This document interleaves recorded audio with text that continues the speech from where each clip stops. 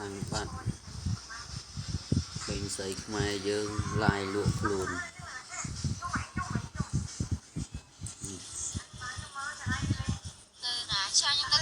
មានមួយយប់$60និង1ម៉ោង$35ក្រុមថាសមាជិកបងខាងសមាជិកនេះaccount មួយនេះស្រីស្អាតតំបន់ស្រីស្អាតបាទតំបន់ស្រីស្អាត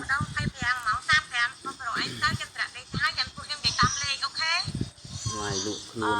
យ៉ាងអនាធិបតេយ្យនៅលើបណ្ដាញសង្គម Facebook 25 ម៉ោង 25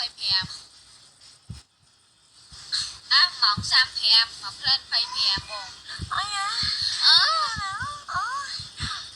ខ្ញុំអ្នកនេះបង្កើតបៀមណាកុំមកសាប់បងខ្ញុំចង់សួរបងងាយឆ្កែនោមពោដល់សមាជិកដែលពាក់ព័ន្ធជាពិសេសអង្គភាពប្រឆាំងនឹងការជួញដូរស្ត្រីនិងកុមារបាទអង្គភាពប្រឆាំងការជួញដូរផ្លូវភេទខ្ញុំចាត់ជាការជាបន្ទាន់ចំពោះករណីការ live រូបខ្លួននៅលើបណ្ដាញសង្គម Facebook យ៉ាងអនាធិបតេយ្យបែបនេះបាទខ្ញុំហើយឆាត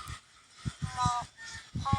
អត់ទេប្រូអីបងអីប្រូអីខមមិនទេទៅសាប់ខ្ញុំវិញទៀតរួចចាក់វានេះចាស់ account ឈ្មោះថាតំបន់ស្រីស្អាតបាទតំបន់ស្រីស្អាតចាំមកតាមខ្ញុំសួរអីចាំជួយចាំខ្ញុំអត់ចាំពីស្ទៀវខ្ញុំយកលេខខ្ញុំពេញណាខ្ញុំកាត់បានដង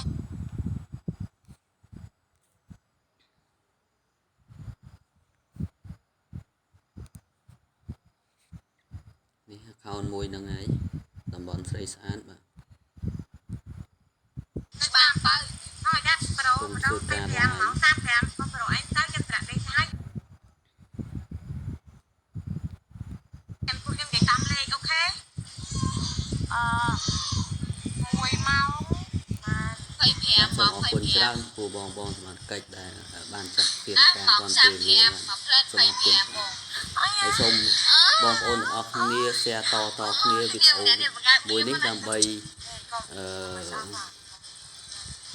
ជាព័ត៌មានដល់ខាងបងសមាជិកខាងប្រឆាំងការជួញដូរផ្លូវភេទបាទ